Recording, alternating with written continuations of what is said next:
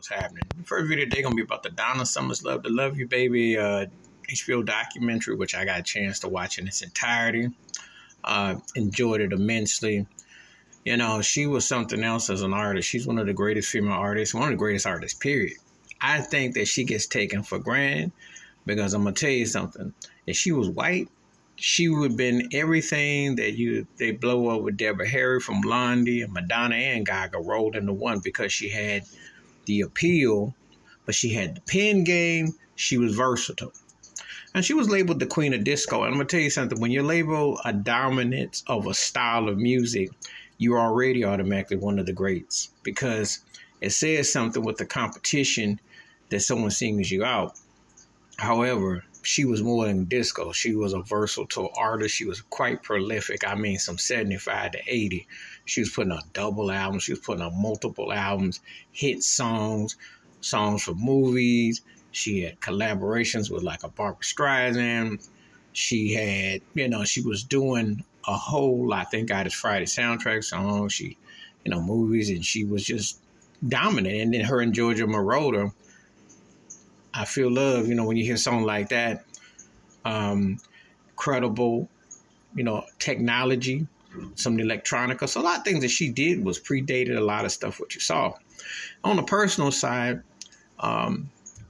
she married a Italian white man, and to both situations, and she dealt with that, but she was always in her uniform, and I always talk about this. I don't care who you're with.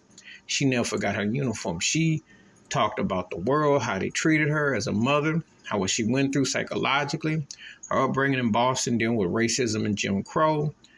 Also, the industry. She had some short. And if you watch when she sued Casablanca Records, Neil Bogart, because that movie's out right now, this predated what Michael Jackson had said. This had predated what Prince had did, George Michael, anybody else that had been, at a certain time. She took on the industry. She sued. She won, but they whiteballed her. And she was an artist that they tried to label one way. She Works Hard for the Money was an anthem. She always had like songs that were anthems. She had songs that spoke about different things. And she removed herself from being a one-trick pony. She doesn't get her due. One of the baddest talents I have ever heard. And she was steeped in the church in her vocals, but yet she had the material that could go all over. And when you watch the show, you see her children, her husband, business personnel, etc., etc. You can't help but feel for her and applaud her, and then her family, and so on and so forth. And so there was a lot to take into it, but it was definitely worth watching. Donna Summer's Love to Love You Baby, the documentary HBO, was definitely worth a watch. For an artist who I consider is one of the greatest, but also one of the most underrated. I mean that. And Beyonce, Rihanna, a lot of stylists, not even talking about vocalists, owe a debt to her. And I went on and said that if she had had a Clive Davis or somebody like that, if Neil Bogart had thought like that, she would have had almost half the light that Whitney Houston had, because she crossed over. She came on. She had black artistry.